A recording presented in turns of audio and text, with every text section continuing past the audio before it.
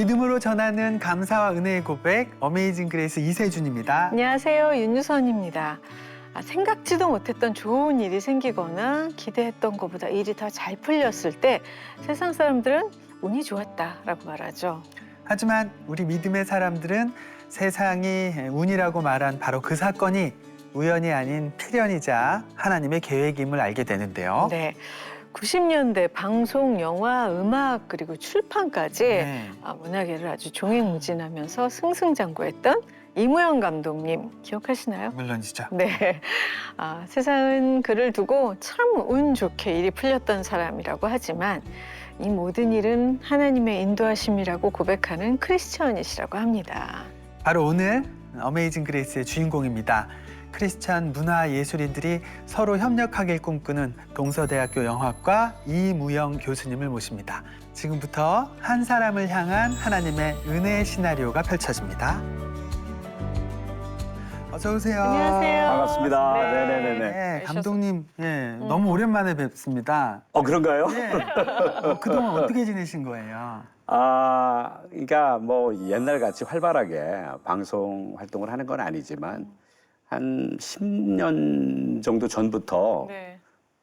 제가 그 원치도 않았지만 어떻게 하다가 보니까 이제 학생들을 가르치는 일을 하게 돼서요. 교수님이 되시죠. 지금은 네. 그래요. 교수님이 됐어요. 그래서 지금 부산의 동서대 임권택 영화예술대학에서 예. 영화과 학생들을 지도하는 그런 교수로서 지난 10년 동안 열심히 좀 일해오고 있습니다. 예, 예. 네.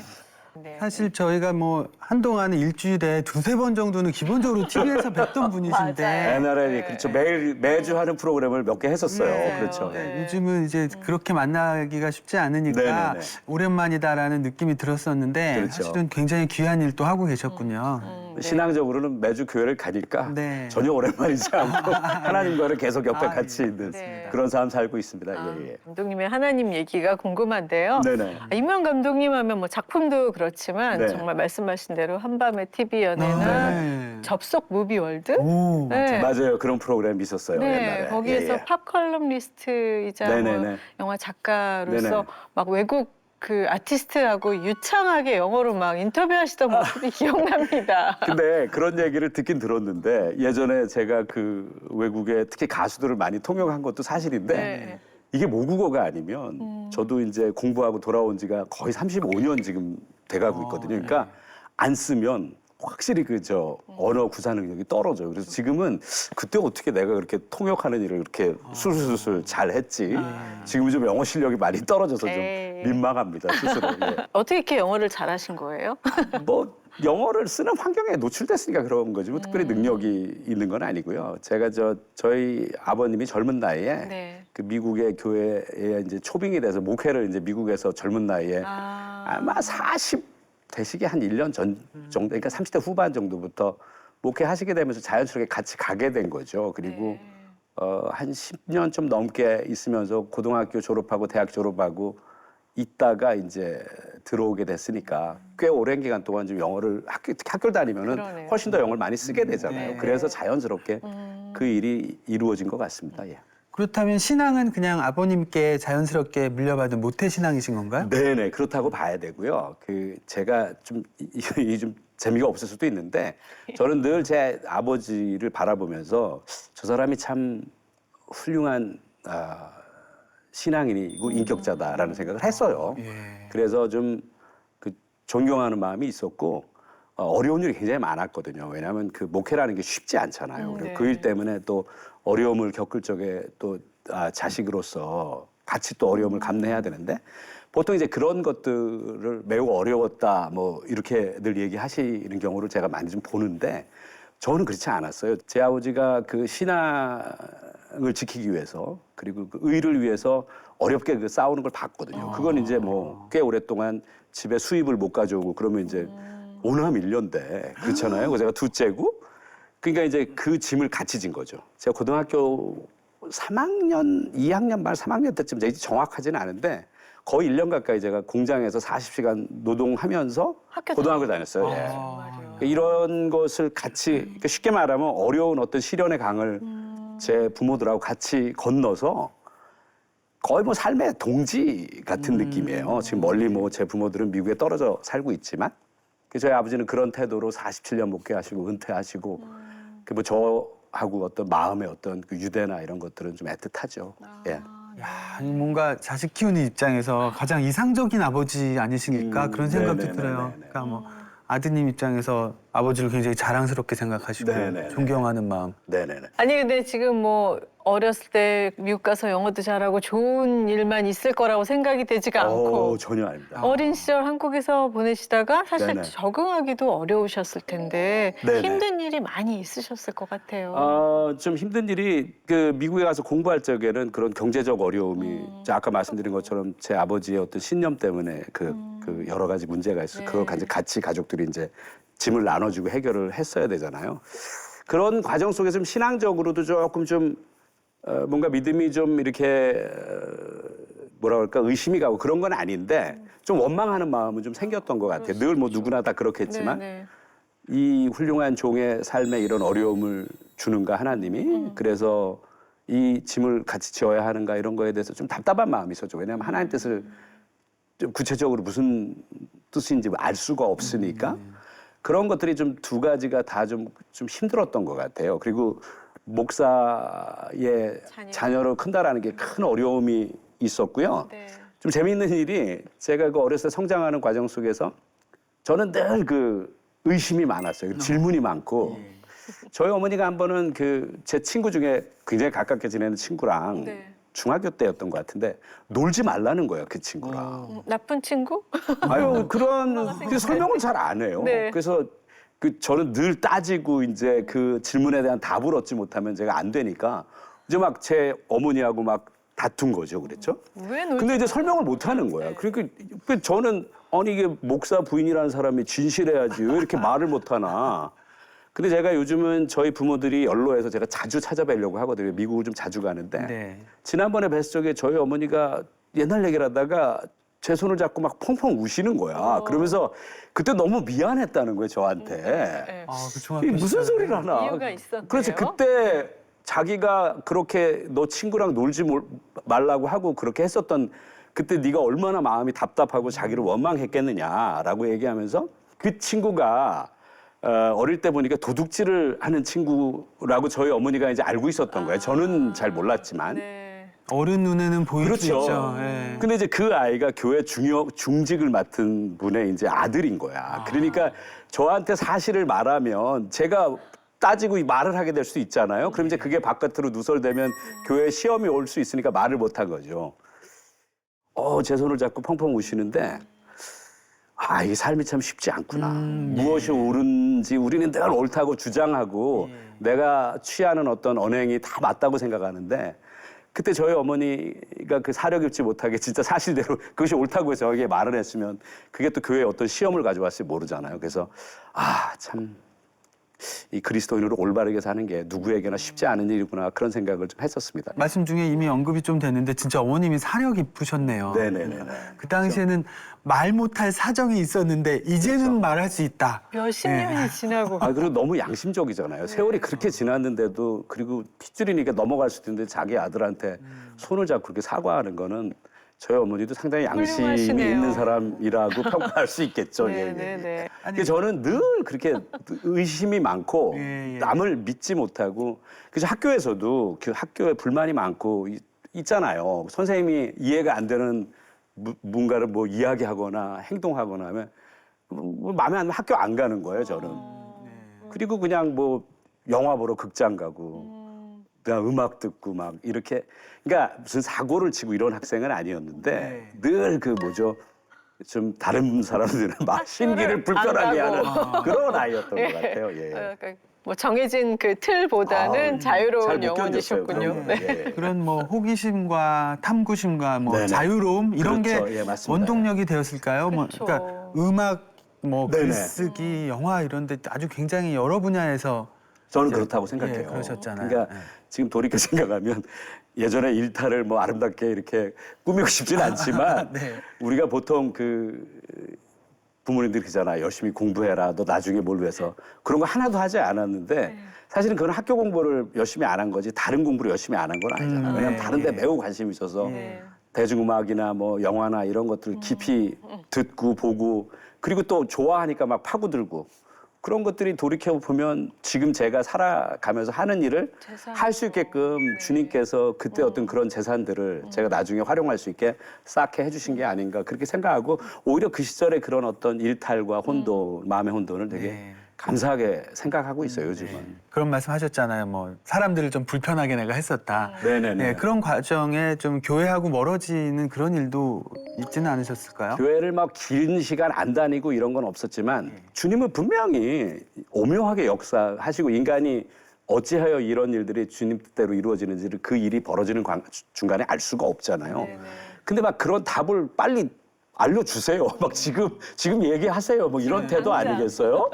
그래서 그 어린 시절부터 그런 답답함 때문에 조금 좀 원망 그리고 저는 제 부모가 자기들 신앙 그 신념 때문에 그 고난의 가시밭길을 가는 건 참 아름답게 보였는데 그분들에게 따뜻하게 이렇게 뭐라고 할까 그 열매를 주지 않는 네. 따뜻한 햇살을 비춰주지 않는 주님에게는 좀 냉담한 어떤 시간. 마음이 제가 있었어요. 네. 근데 이제 제가 제 나름대로의 어떤 그 순환을 겪으면서 주님이 어떻게 역사하시고 본질적으로 하나님과 나의 관계가 무엇이며 그리고 어떻게 내 삶이 지금 이루어지고 있으며 지금까지 그리고 앞으로는 그 본향에 가는 길까지 어떻게 주님께서 인도하실지 정확한 내용은 모르지만 주님이 어떤 식으로 나를 끌고 갈 거라는 것에 대한 어떤 믿음 같은 게 확고하게 생긴 거죠. 그래서 좀 마음에 평화가 있었는데 네. 젊었을 때는 그런 열병들이 많이 있었던 것 같아요. 그 답답함 때문에 주님의 그렇죠. 뜻을 알지 네. 못하는 데서는 있었던 것 같습니다. 그런 것들이. 그 과정에서 가족들과의 관계는 어떻게 진행이 됐을까요? 그게 제가 잘 속여요. 제가 괜찮은 척? 그럼요. 그러니까 네.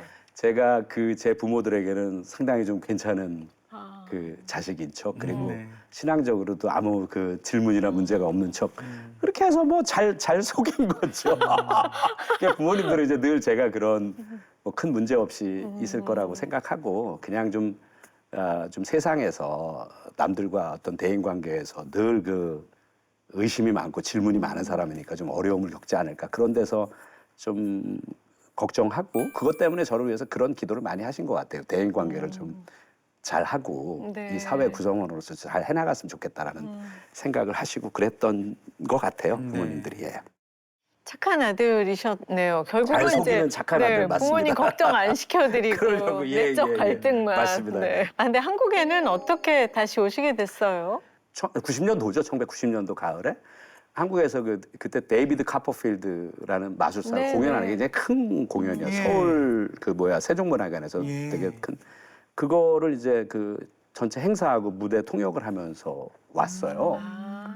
근데 이제 그건 뭐 짧은 기간이잖아요. 공연이 끝나고 이제 뭘 해야 되잖아요. 그렇죠? 예. 뉴욕에 있을 적에는 제가 공부를 마치고 사실 대학 다닐 때부터 그 극회에서 조금 그 연기를 했었는데 네. 아, 전공은 그게 아니고. 전공은 아니고 네, 이제 네. 그 과목을 많이 들으면서 아, 그래서 이제 근데 이제 아시다시피 소수인종이잖아요. 우리가 그러니까 역할을 별로 이렇게 할 게 큰 거를 없죠. 못 하는 거야. 그래서 그 졸업하고 나와서 그 교포 사회에서 연극을 한 7편 정도 했어요. 그래서 이제 이런 일을 좀 했으면 재밌겠다 생각하고 그런 차에 이제 한국에 왔는데 뭐 갑자기 뭘 해야 될지 모르겠잖아요. 근데 제가 그때 뉴욕에서 연극을 하면서 그 생활을 해결하기 위해서 뉴욕에 가면은 그 한국일보 한국방송이라는 네, 그 네. 교포 사회에서 한국일보가 상당히 좀 있죠. 커요 거기가. 그래서 거기서 그 신문의 그 스포츠하고 문화면을 번역을 매일 하고 그 다음에 그 라디오 방송에서 라디오 프로그램도 하고 그랬어요. 그때 네. 그 프로그램에 라디오 채널에 한때 짧은 기간이지만 송승환 씨나 강수지 씨도 거기 있었어요. 아, 그래서- 맞아요. 네, 송승환 맞아요. 씨 그- 뉴욕에서. 네네네네네. 네. 아. 그래가지고 그때 이제 방송을 진행한 제가 릴테이프로잖아요. 옛날에 예, 지금 디지털 예. 세상이 아니니까 그걸 갖고 와서 그냥 그 어느 날 그 늦가을에 명동을 지나가다가 그 명동에 가면은 평화방송이라고 천주교재단에서 하는 예. 채널이 있어요. 거기 그냥 무작정 그 라디오 국장님을 그 찾아가서 누가 그러니까 거기를 한번 찾아가 봐라 말은 했었는데 예. 그래가지고 그냥 제가 그 녹음했던 릴 테이프를 2개를 줬죠. 그리고 저는 그 무모한 거죠. 저기요, 저 음악도 좀 알고요. 저 영어도 좀 하니까 뭐 음악 프로 있으면 불러주세요. 이렇게 지금 생각하면 좀 아니 근데 무모한 거죠. 목소리도 너무 좋으시고 충분히 이런 인재가 아, 찾아온 근데 건 좋았을 그 것 같아요. 당시엔 그런 캐릭터가 거의 없었을 맞아. 근데 거거든요. 저는 그냥 무모함이었던 것 같아요. 근데 놀라운 게 용감함. 사실은 제가 아무것도 없었잖아요. 오갈 데가 없잖아요. 네. 그래서 피할 길을 늘 내시고 그 일용할 양식을 주시는 주님, 저는 그때도 느꼈지. 이게 전혀 알지도 못하는 분이 어느 날 제가 그런 무모한 방식으로 접근을 했는데 그분이 며칠 있다 전화를 주셨어요. 네. 그래가지고 프로그램을 하게 해주신 거야. 아. 그러니까 팝 음악을 트는 프로그램인데 그때 그 김세원 선생님이라고 그 성우하시는 선생님인데 네. 그분이 1부를 진행하고 제가 2부를 진행했던 것 같아요. 근데 이게 반대일 수도 있어요. 제가 많이 헷갈려가지고. 네. 그때 그 진행하던 2부를 진행하던 분이 좀 몸이 편찮으셔서 이제 막 이렇게 맞아 떨어진 거죠, 네. 시기가. 그러니까 티오라고 예, 표현하잖아요. 티오가 바로 났네요. 그래서 네. 그 일을 하게 되고 이게 저는 그런 일이 발생할 줄도 몰랐죠. 하나님이 예비하신 거네요. 그랬다가 이제 그 일을 하니까 제가 이제 아무래도 오래 살고 음악만 듣고 학교 공부 안 했으니까 얼마나 음악을 많이 들었겠어요. 그러니까 많이 알고 있고 또 영어를 하니까 정보도 쉽게 얻고 네. 그 이제 레코드 회사나 이런 데서 이제 좀 방송을 하니까 알게 되잖아. 제가 네. 누군지. 네. 그래서 이제 음악 관련 글을 쓰고 그러면서 뭐 갑자기 대중음악 평론가 소리를 듣게 된 거야. 네. 그렇게 하고 이제 그 라디오 프로그램도 하고 제 이름으로 된 프로그램도 하고 그 공중파에서 하고 그러다가 또 사실은 그 영화 공부도 제가 한 적이 없는데 네. 그냥 그 박찬욱 감독이 어려움을 많이 겪던 시절에 지금 세계적인 감독이 됐지만 그때 어떻게 우연한 기회에 가까워졌어요. 그게 송승환 씨하고 네. 저하고 친분이 있어요. 송승환 씨가 그 다른 해가 꾸는 꿈이라는 영화 출연했는데 아, 네. 그 촬영 현장에 갔다가 친구가 됐어요. 근데 이제 그 친구도 작가를 고용할 그 돈이 없잖아. 어려운 환경이니까. 그렇죠, 그렇죠. 제가 좀 이 영화를 많이 봤고 아니까 야 그냥 뭐 마음에는 안 들지만 같이 각본을 쓰자. 그래서 이제 시나리오를 쓰다가 저도 이제 막 깨우치면서 간 거예요. 누구에게 이렇게 배우거나 네, 이런 네. 저에게 가르쳐주는 스승님이 있었던 게 아니에요. 그러니까 보면 지금도 너무 민망한 거예요.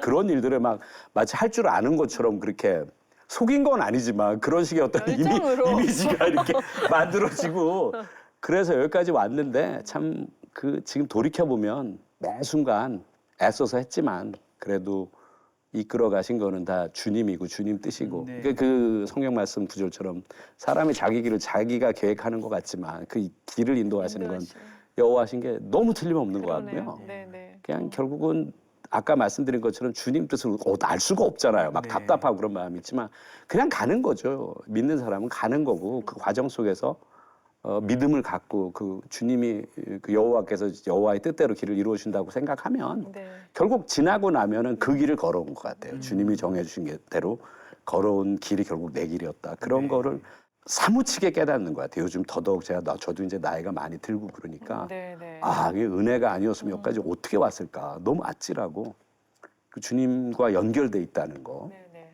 그리고 가지가 돼서 그 영양분을 수분과 영양분을 공급받는다는 게 뭐 이거보다 더 큰 은혜가 세상에 있다고 생각하면 그건 신앙이 아닐 것 같아요. 진짜. 네. 연결돼 있는 거 주님과.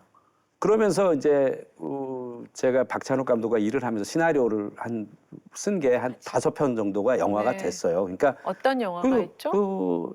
일단 박찬욱 감독이 만들었던 그 3인조라는 영화 네. 그게 썩 그 상업적으로 성공하지 못했지만 영화는 괜찮았었거든요. 그다음에 공동경비구역 제2SA가 있고요. 그다음에 아나키스트라는 영화도 있고 예. 그다음에 제가 따로 썼었던 그 본투킬이라는 각본도 있었고요.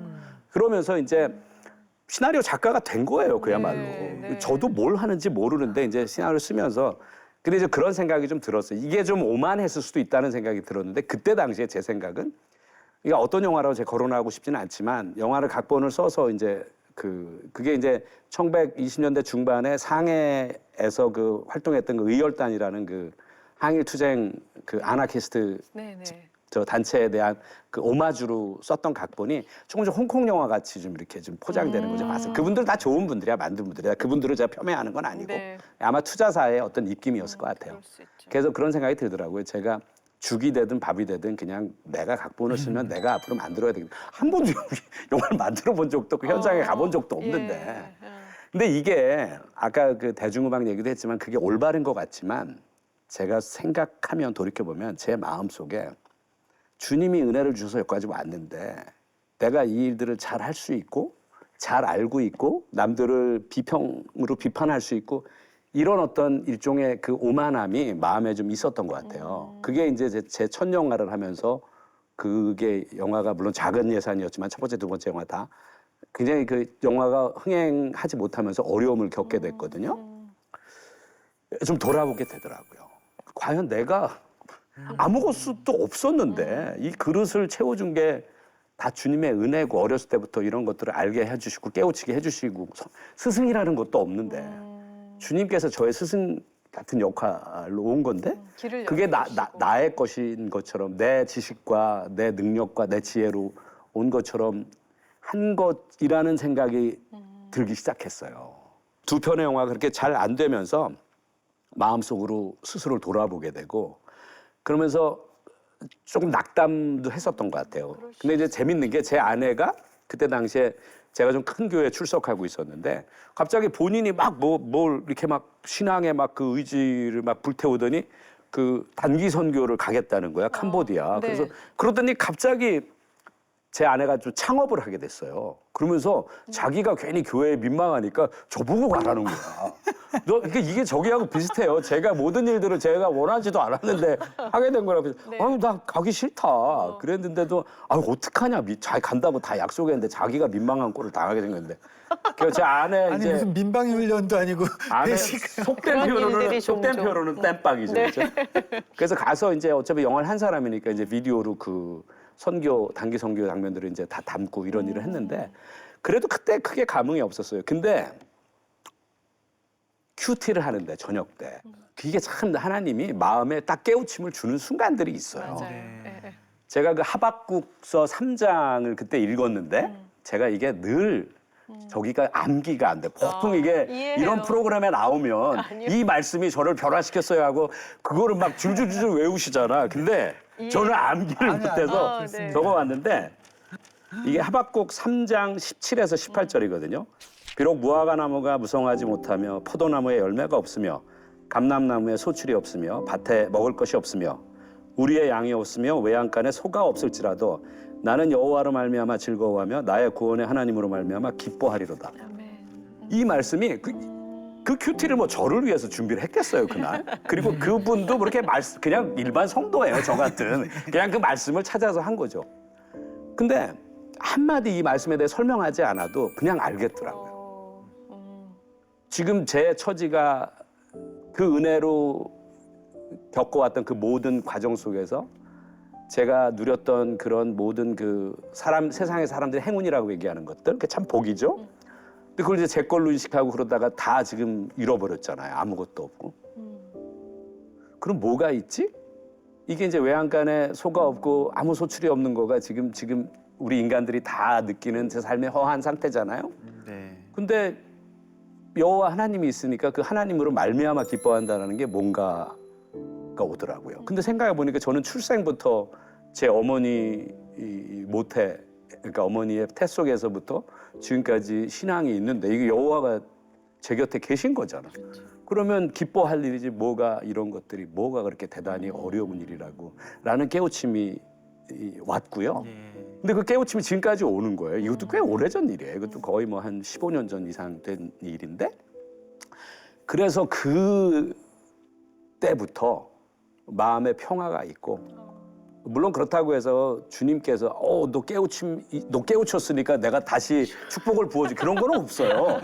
주님이 별로 잘 안 오셔. 이렇게 내가 필요한 인간적인 욕구의 충족을 위해서는 안 오시고 그 뒤에 뭐 특별한 변화가 있는 건 아니지만 그 마음의 상태의 변화가 저를 지금까지 이끄는 어떤 그 신앙의 원동력이 되고요. 저는 지금 좀 낙담하고 계신 분들이 있으면은요. 그 하박국서 3장 17, 18절을 좀 읽어보시면 그리고 깊이 묵상하시면 아마 큰 위로가 되실 거라고 믿어 의심치 않습니다. 예.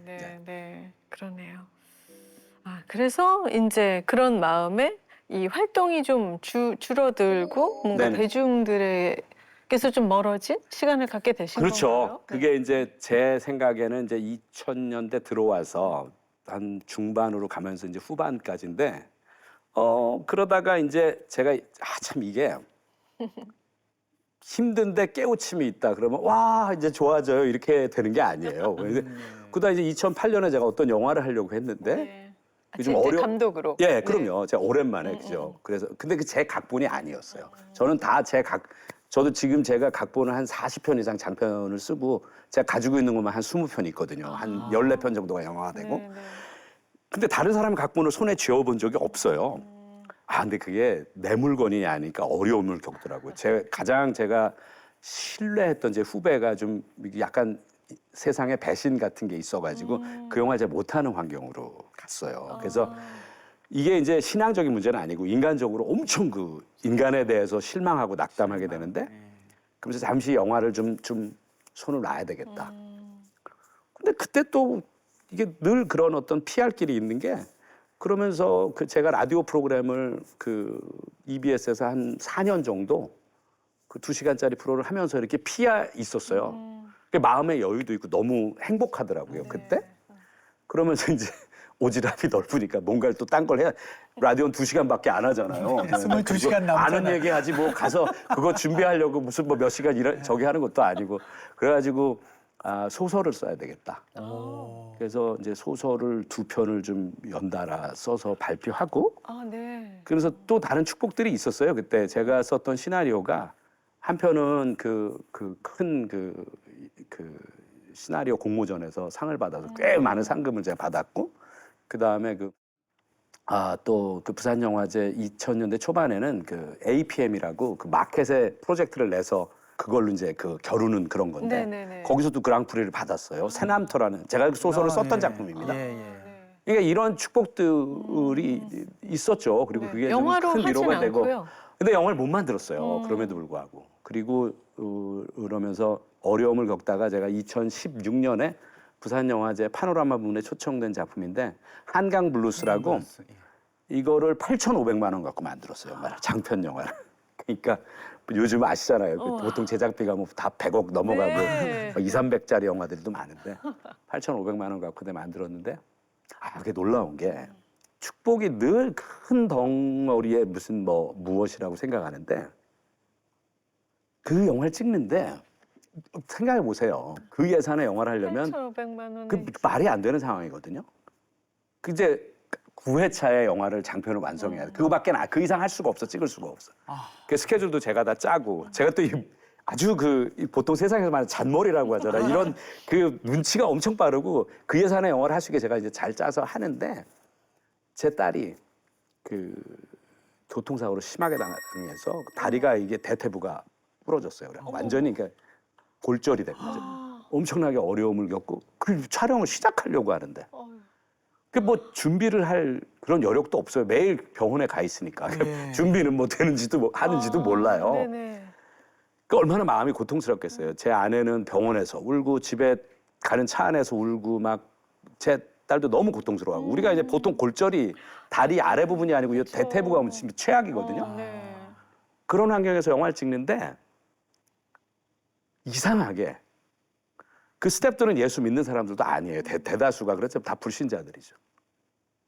근데 그렇게 작은 예산으로 영화를 하면 되게 어렵거든요. 굉장히 환경이. 그러면 문제들이 발생하는데 아무 문제도 발생 안 하는 거예요. 그리고 그들이 너무 그냥 느낌이 이 사람들이 천사예요. 저는. 그들이 실제 자기들 삶의 구역에 가서 천사인지 모르겠지만 너무 사람들이 마음이 좋고 완전- 제가 그들을 통해서 하늘 위로가 같이 일하는 스태프들 그때 저에게 너무나 많은 도움을 줬던 그 사람들 통해서 위로받고 그래서 제가 그 약현 성당이라는 곳에서 제가 영화를 이제 마지막 날 찍는데 제가 이 고통이 그 9회차의 영화를 하고 제 딸의 그 아픔과 이런 막 모든 것들이 다 하나로 어우러져서 그 마지막 날 성당에서 어디 구석에 가서 제가 그게 눈물이 막 펑펑 나더라고요. 근데 그게 뭐 서러움도 있고 그다음에 내가 이런 환경에서 영화를 하는 거에 대한 서러움 인간적으로도 있지만 또 위로도 있고 주님께서 주시는 그 위로도 있고 근데 그날 놀라운 경험을 제가 한 게 이런 게 인생에서 주님이 찾아오시는 때 같아요. 그때 제가 복만대 감독이 친한 감독이에요. 근데 복만대 감독을 제가 주연 배우로 썼어요. 왜냐면 배우를 돈 주고 쓸 수가 없으니까. 본인도 알아 그거를. 근데 그때 어느 구석이에요. 가갖고 저 혼자 이제 소리 죽여 눈물이 막 나더라고요. 그러고 있는데 누가 문을 열고 들어와. 그 뒤돌아볼 수가 없잖아요. 누가 뒤에 와서 나를 꽉 끌어안아 주는데 그게 그 자인 거야. 네. 복만대. 감독은. 그렇죠. 이 낙담해서 교회도 안 다녀요. 예수 믿는 사람이. 근데 그게 복만대 감독이 저를 안아주는 게 아니고 주님이 저를 안아주는 거가 너무 느껴졌어요. 그래서 은혜가 그런 거지. 막 맞아요. 엄청난 그 네. 덩어리로 막 내가 어마어마한 뭐 부와 명예의 어떤 그 혜택을 누리거나 이런 것이 복이라고 예수를 신뢰하고 그리고 내가 신앙생활을 그런 태도로 한다면 최소한 그렇게 생각해야 될 것 같아요. 늘 그런 어떤 순간에 은혜 느끼게 네. 해주는 거, 은혜가 흐르는 걸 네. 느끼게 해주는 거. 네. 그런 놀라운 경험을 그 작은 예산 영화 하면서 했어요. 앞으로 어떤 일을 제가 하게 될지 모르겠지만 그때의 어떤 그런 어떤 은혜가 느껴지는 순간을 또 내가 경험할 수 있을까? 네. 그런 생각은 요즘 좀 하죠. 예. 굉장히 감동스러웠습니다. 아, 그때. 진짜 예, 예. 말씀 듣기만 해도 너무 네네. 감동스럽네요. 저는 늘 그런 질문을 하거든요. 스스로에게. 왜 주님께서 나를 이 길로 인도하셨고 내가 한다고 한 것도 아닌데 왜 여기까지 나를 데려오시고 이런 재능을 주시고 왜 이렇게 하시나? 안 해도 돼요. 저 뭐 이런 식의 태도. 그러니까 뭐 재미있게 말하자면 그런 마음인데 여기까지 이렇게 끌고 오셨잖아요. 그럼 이 일을 하게 한 이유가 있으실 텐데 제가 한 번도 제가 하는 일을 가지고 정말로 그 복음이 흘러가는데 세상에 역할을 하는 게 없는 것 같아요. 근데 늘 그 부담은 있었어요. 무언가를 해야 된다라고 생각을 했는데 그게 우리가 창작을 하는 사람들은 영감이 있어야 되잖아요. 그래서 이야기를 만들고 저같이 이야기를 만드는 사람은 뭐 세준 씨도 음악을 하시니까 뭐 똑같은 그런 저이겠지만 없는 거예요. 그런 것들이. 그 노력도 했어요. 무언가를 이야기를 써보다가 계속 제가 원래 이야기를 한번 생각해내면 세상에 제 각본을 40편 정도 썼다고 했잖아요. 굉장히 수월하게 이야기들이 많이 만들어지고 또 각본을 써도 빨리 끝내는 편이에요. 근데 이상하게 복음이라는 게 부담이 되고 뭔가를 하다 보면은 그냥 손 놓게 되고 더 이상 진행이 안 되고 그리고 그런 이야기는 좀 지양하려고 하고 있거든요. 우리가 개 강단에서 다 그 매주 복음이 전해지잖아요. 이거는 이제 믿는 자들을 위한 거고 네. 아무래도 우리가 문화예술인들이 무언가 작품을 만들어서 세상에 흘려보낸다면 당연히 그 복음이 불신자들에게 가야 되는 거 그쵸. 아니겠어요? 네, 네. 그래서 그들이 조금 보고 마음이 움직일 수 있을 만한 이야기가 무엇일까? 그건 이런 건 아닌 것 같아요. 나 예수 믿었더니 주님께서 복 주시고 막 이렇게 부어주시고 이래서 나 세상에서 성공했다? 그런 얘기가 무슨 믿지 않는 자들의 마음을 움직이겠어요. 그래서 늘 무엇이 사람들의 마음을 움직일 수 있는 얘기인가 찾으려고 했는데 저는 주실 거라고 지금도 믿고 있어요. 근데 아니어도 괜찮아요. 왜냐하면 다윗이 성전을 짓고 싶었지만 그리고 모세가 가나안 땅에 들어가고 싶었지만 이루지 못했잖아요. 그러니까 이루어지지 않으셔도 괜찮아요. 근데 저는 노력하는 거예요. 그렇게 하려고 하고 있고 그래서 언젠가는 그렇게 되리라고 믿어요. 지금 현재. 아멘. 근데 못 쳤다가 이 녹화를 하기 이틀 전에 제가 그 유튜브로 무언가를 봤어요. 그러니까 어떤 목사님의 얘기예요. 울산에서 목회하시는 목사님 얘기인데 누구라고 말씀 안 드릴게요. 왜냐하면 이거 될지 안 될지 뭐 모르니까. 근데 이걸 보는데 그 불신자들에게도 복음이 흘러갈 수 있게끔 할 수 있는 그런 너무나 괜찮은 이야기의 영감이 저에게 오는 거예요. 그 연락이 됐어요. 오, 네. 그래가지고 제가 내일 부산을 가는데 이거 끝나고 내일 녹화 시점에 내일 부산을 가는데 그 다음 날 울산에서 KTX역에서 기차역에서 만나기로 했어요.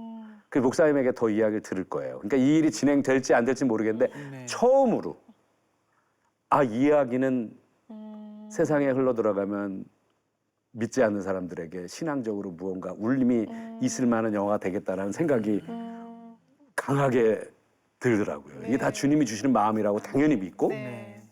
내일 모레 목사님 만나 뵙고 한번 이야기를 진지하게 나눠보고 근데 그 과정이 영화를 만든다는 건 또 엄청난 돈이 들어가는 일이기 때문에 그 다음 과정에도 막 험난한 그 고비들이 있잖아요. 그걸 뭐 제가 어떻게 뚫어갈지 모르겠지만 뭐 저는 이런 태도가 있습니다. 약간 여기서도 과거에 그런 오만함이 나오는 건지 모르겠지만 방송을 막 타고 들어오신 네네, 것처럼 이런 거지 뭐 네. 알아서 내일도 아니고 주님이 알아서 주님께서 뭐 맞아요. 하시겠지 뭐 네, 이런 네. 태도.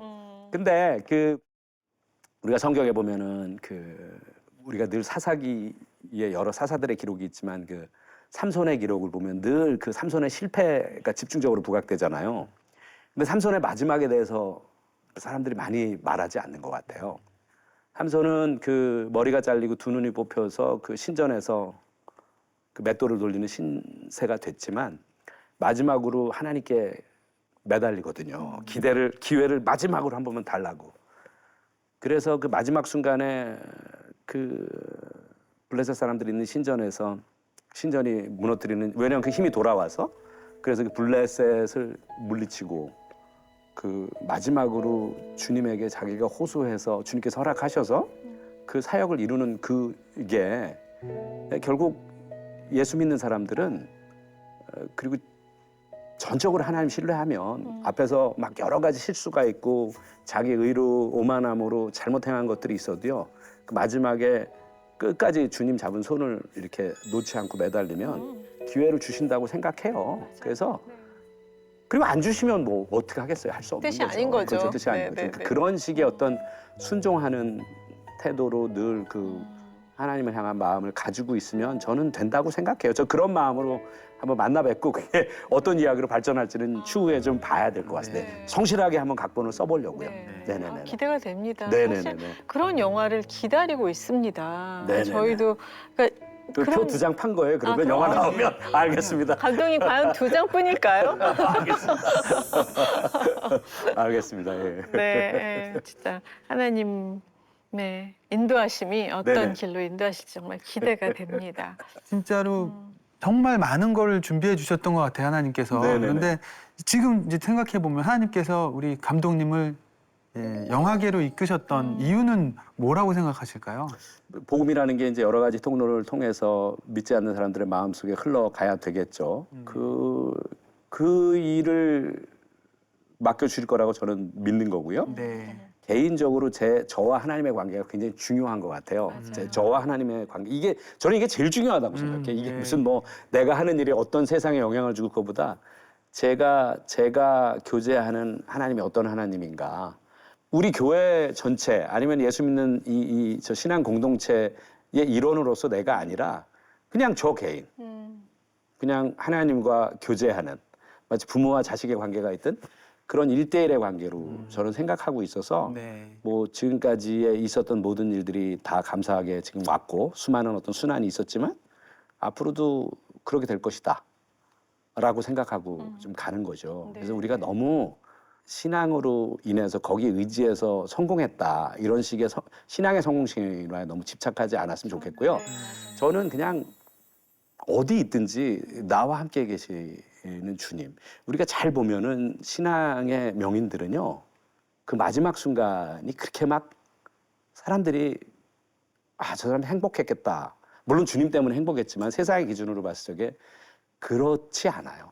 지난 세기에 가장 위대했던 인물로 세 사람을 꼽자면 넬슨 만델라와 마틴 루터 킹과 그리고 독일의 본 회퍼 목사인데 이들은 그냥 자기 개인의 신앙뿐만이 아니고 이 세상에서 정말 정의로운 그 하나님의 사도로 싸웠던 사람들인데 본 회퍼 목사가 그 독일의 플로센베르크 감옥에서 나치가 패망하기 몇 달 전에 이제 사형 선고를 앞두고 있잖아요. 이 본 회퍼 목사는 행동한 사람이거든요.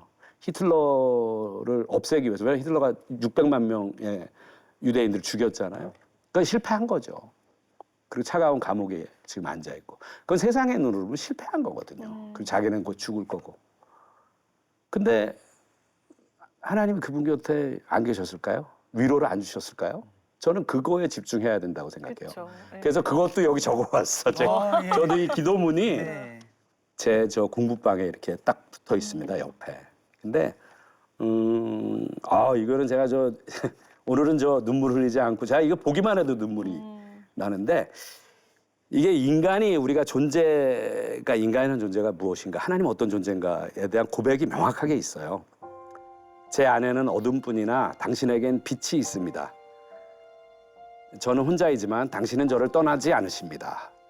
저는 연약하지만 당신이 도우십니다. 그리고 저는 초조하지만 당신에게는 평화가 있습니다. 제 마음은 쓰라림으로 가득하지만 당신에게는 인내가 있습니다. 그리고 저는 맨 마지막 구절이 보네퍼의 기도문이, 그 죽기 전에 썼던 기도문이 저는 모든 신앙인들의 좀 지침이 됐으면 좋겠어요. 당신의 길을 저는 알 수 없지만 제가 가야 할 길을 당신이 아십니다. 저는 모르거든요. 어디로 갈지도 모르고.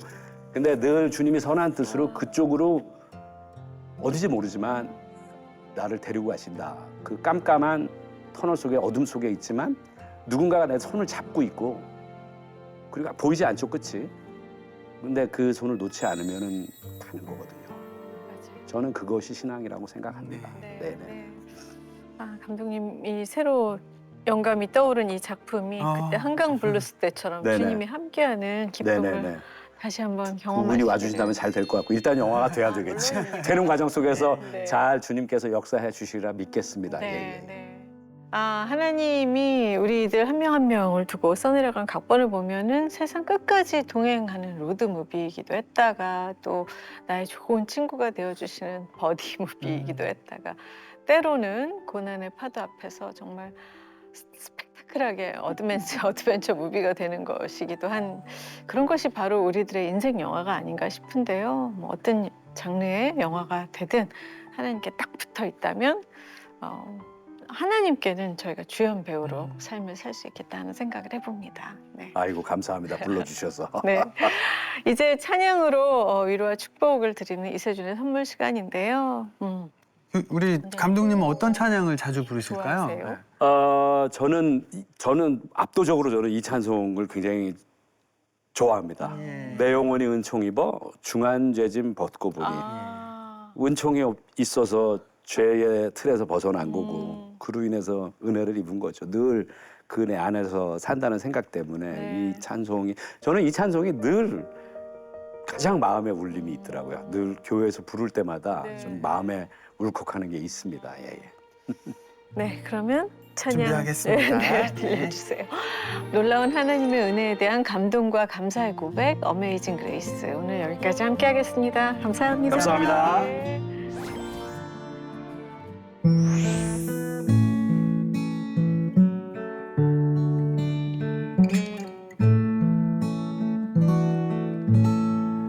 내 영혼이 은총 입어 중한 죄짐 벗고 보니 슬픔 많은 이 세상도 천국으로 화하도다. 할렐루야 찬양하세.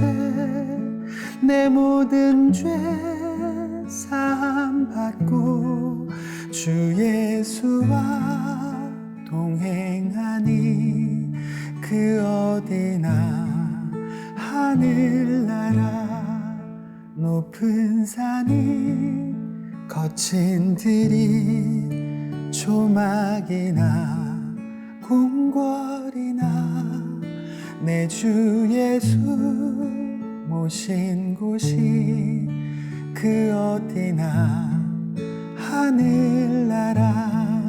할렐루야 찬양하세. 내 모든 죄 사함 받고 주 예수와 동행하니 그 어디나 하늘나라. 주 예수와 동행하니 그 어디나 하늘나라.